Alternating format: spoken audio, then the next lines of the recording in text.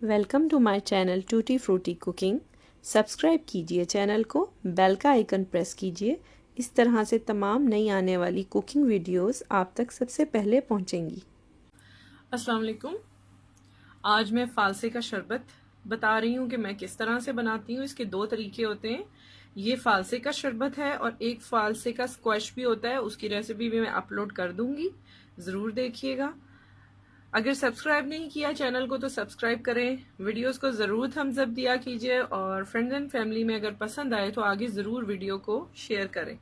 अच्छा, यहाँ पे मैंने फालसे लिए हैं। तकरीबन मेरे फालसे इस वक्त हैं 250 ग्राम, यानी 250 ग्राम्स, एक पाव के करीब। पानी डालना है आधा ग्लास, जिसमें अच्छी तरह से फालसे ग्राइंड हो जाएं। और साथ में टू दी टेस्ट, और इस वक्त एक पाव फालसों के लिए तकरीबन 2.5 टेबल स्पून चीनी डाल रही हूँ, शुगर। आप इसको अपने टेस्ट के हिसाब से एडजस्ट कर सकते हैं। और बाकी आपको मैं दिखाती हूँ इसको अच्छी तरह से ग्राइंड करने के बाद।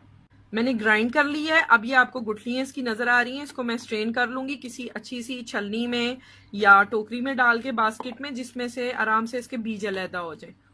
ये देखें, थोड़ी सी मोटे सुराख की मैंने छलनी ली है और उसमें से आराम से इसका पल्प अलहदा हो जाएगा। इसको मैंने पानी डाला है तकरीबन 2 गिलास। ये बहुत अच्छा थिक सा ज़रा निकला है। आप चाहें तो 1 गिलास और ऐड कर सकते हैं। और इसकी चीनी चख लीजिएगा। और साथ में अब जो लास्ट में ऐड करूँगी वो है काला नमक। और तकरीबन ये मैं डालूँगी इसमें 1/4 टीस्पून से थोड़ा कम। ठीक है, इस तरह से ये मैंने ऐड कर देना है और आपका फालसे का शरबत तैयार है। इसको मैं डिश आउट करती हूँ और आपको दिखाती हूँ। जितनी आपको आइस क्यूब पसंद हो आप डालें।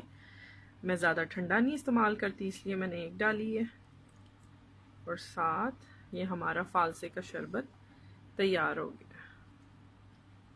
अब मैं आपको दूसरा तरीका बता रही हूँ, यानी फालसा स्क्वैश बनाने का तरीका।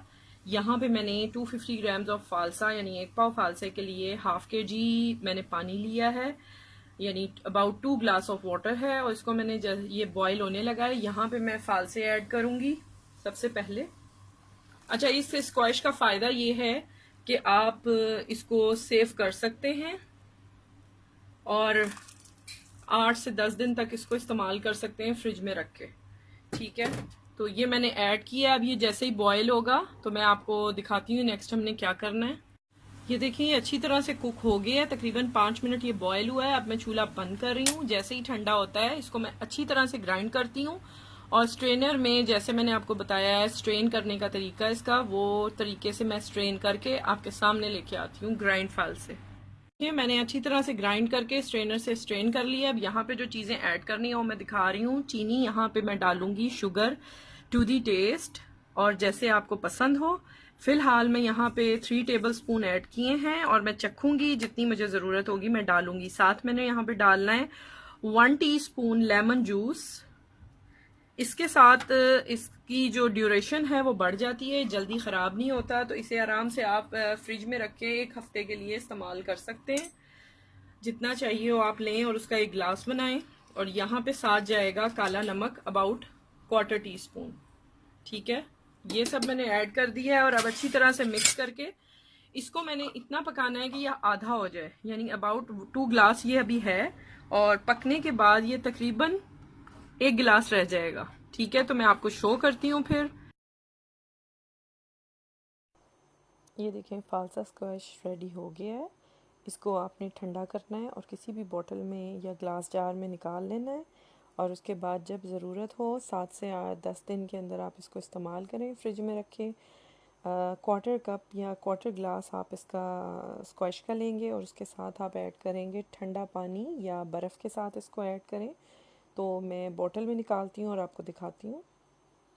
ये देखिए, मैंने बोतल में स्क्वैश डाला हुआ है और ग्लास में शरबत है फालसे का। ये दोनों तरीके मैंने आपसे शेयर किए हैं। सब्सक्राइब कीजिएगा चैनल को, वीडियोस को लाइक दीजिएगा। इंशाल्लाह मज़ीद अच्छी रेसिपीज़ के साथ आऊँगी।